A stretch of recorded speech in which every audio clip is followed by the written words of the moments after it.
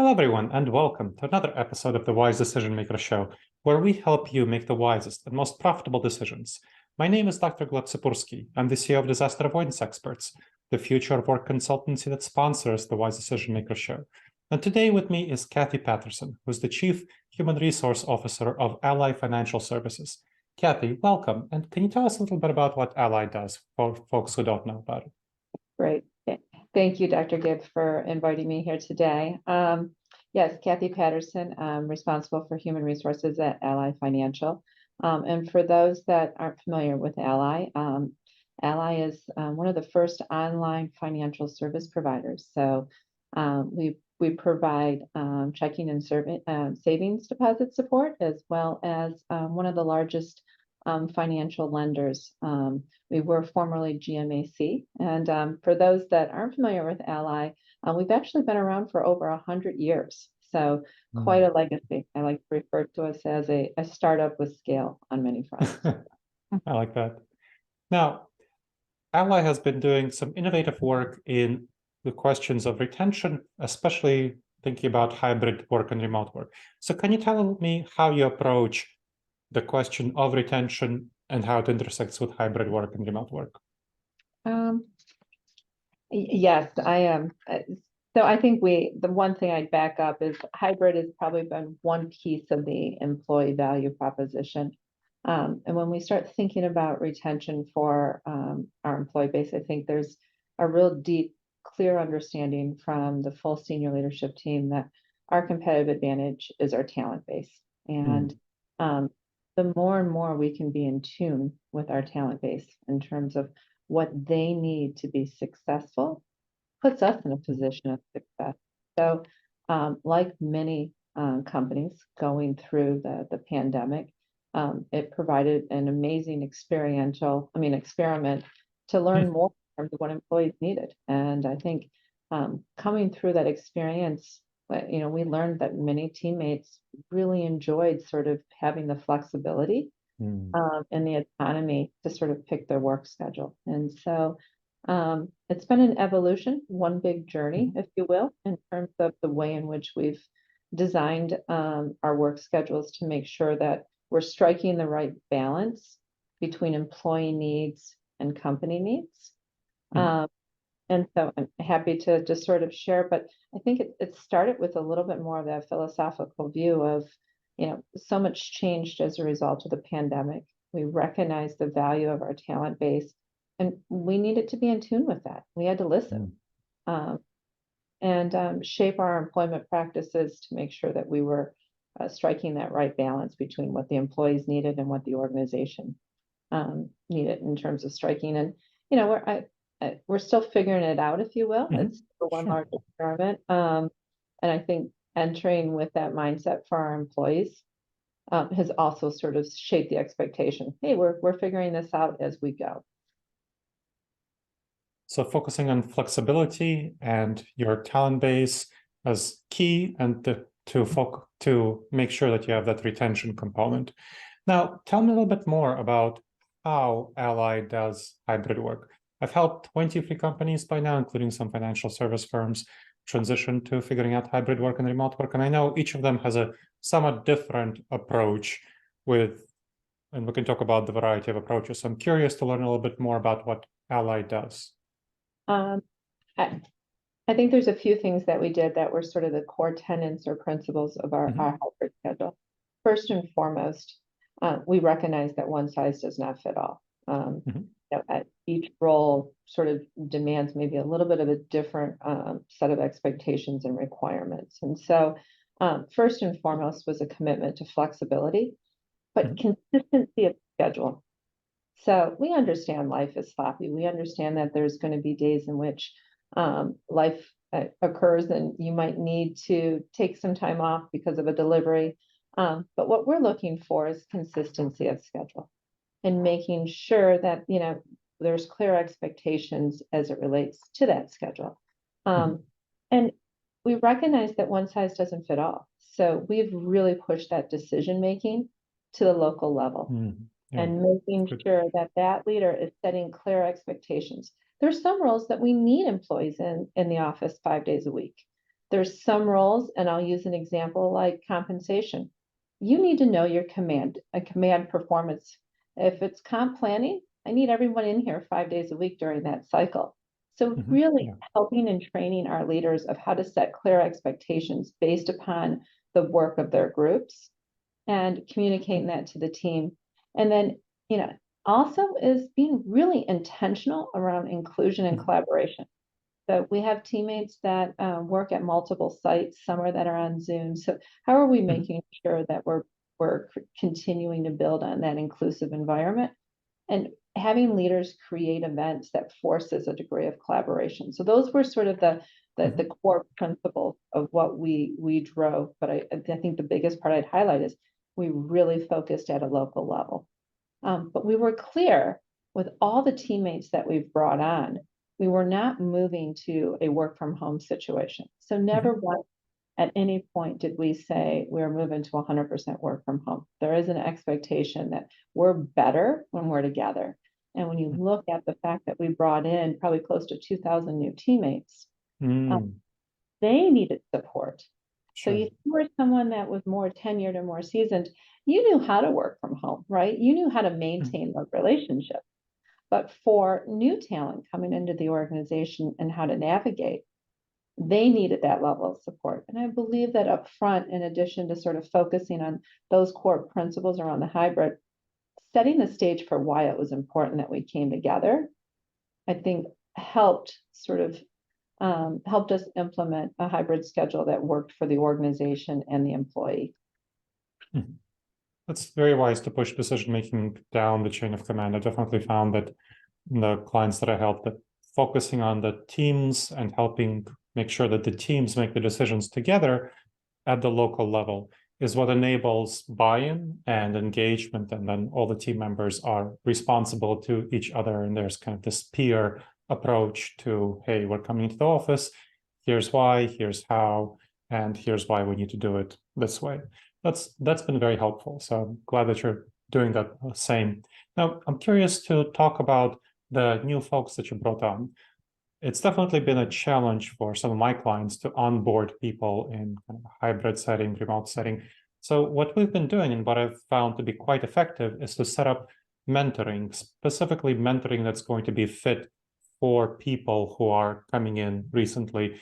Because, of course, senior folks, like you mentioned, they're pretty comfortable working from home, most of them, not all of them, but they're experienced, they already have their connections, they know how to do it. But junior people, they're coming in, they don't have the connections across the company, they don't know how to work, even do their work. So you need that on-the-job training, you need that professional development, sometimes leadership development, and you need them to build networks across the company. So what I found is that it really helps when you develop mentoring relationships, both one-on-one mentoring relationships and group mentoring relationships, where you have a senior staff member taking out several junior staff members to lunch, or co-working by them together at a site where there's one senior staff member, maybe 4 or 5 junior staff members, having that mentoring relationship, and the senior staff member can answer the questions, check in on how they're doing. So having a lot of mentoring has been really helpful, we found, for onboarding junior team members, getting them those networks of connection across the company. What have you found worked for your junior team members? Well, I would completely agree around the mentoring. I think we've been extremely intentional around collaboration and bringing in cohort groups. So, when we bring in our interns and our early talent, we bring them together as a cohort group. And there's a common learning platform and experience that I think starts to build a degree of connectivity with that population. We have also done happy hours, luncheons, large events at the CEO, with the CEO coming on to sort of create engagement.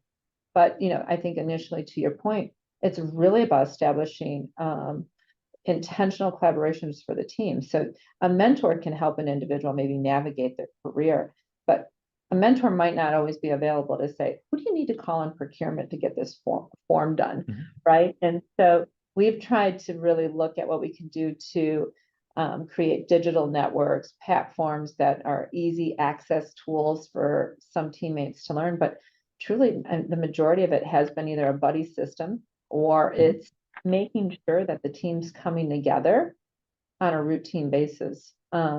And relationships are forming so that individual, if they are working from home, they know who to Zoom, right? Mhm. Who to get the answer. Yeah. So it goes back to, making sure that we're establishing that network early on. Mhm. The other that I would highlight, and I'm sure you've probably seen from your research, is many of our early talent, they want to come in the office. Yeah. They want that sort of, Mhm. connectivity. They want to be able to see their peers. And if anything, if there was a large push for a period of time there of like, I want to come in, but I want to see more people beyond just the three Sure. people that I knew I hired with. Yeah. And I really do believe that, as I refer to it as an experiment, but as more people started to come in and people started to feel more comfortable, yeah, you start to see more people come into the office. Mhm. You started to see, and so we even did things like, promoting things on our website of a teammates having fun, sort of Mhm. demonstrating of what it means to sort of come back in. But it's been a journey. Mhm. I'll say that much, and I think we're all wiser on the other end. But it's been a journey from um, thinking about that was just March of 2020 when we sent everybody home. Yeah. Yeah, it's definitely been a journey. I want to get to that point about the people coming in, not seeing anyone else. Yeah, that's been definitely been an issue for some of my clients. What we found helpful is to do social events that create an anchor, where people can come in at a certain time and know that other people are there at that time because there's a lunch hour that's what the company would sponsor, or cookie hour kind of at 3 p.m. so that people would have others that they know are there rather than just working in an empty office where there are only a few other people. But then when you have a social event, everyone comes together to that social event and they can have a time to interact. So I found that to be useful, and that has been definitely a good activity. And then the other thing would be if you know your team is coming in, so that's kind of why the decision making is very helpful. Then you're not really going to be isolated when you come in because okay, all of your team members are going to be coming in as well. Curious what your thoughts are on this. I completely agree. So it's about being extremely intentional around the collaboration and communicating that in advance. Um, it's amazing that when you feed people, they do come in. So big luncheon and yeah, hit your occupancy level. But completely agree in terms of making sure that when you're coming in, if you're coming in to collaborate, it's hard to collaborate if it's just you and somebody else that might have ad hocly sort of showed up that day. And so that in and of itself also drives the reason for why pushing it to a local level to the work team is such a critical decision, because it allows leaders to coordinate those activities around the work, around the time, the key events that they know, deliverables, that also affords for learning to occur in real time. Now, I want to think about other financial service companies. We've had very prominent financial service companies, JP Morgan and so on, trying to get all of their staff in the office for 5 days a week and really rejecting the flexibility of a more flexible hybrid model.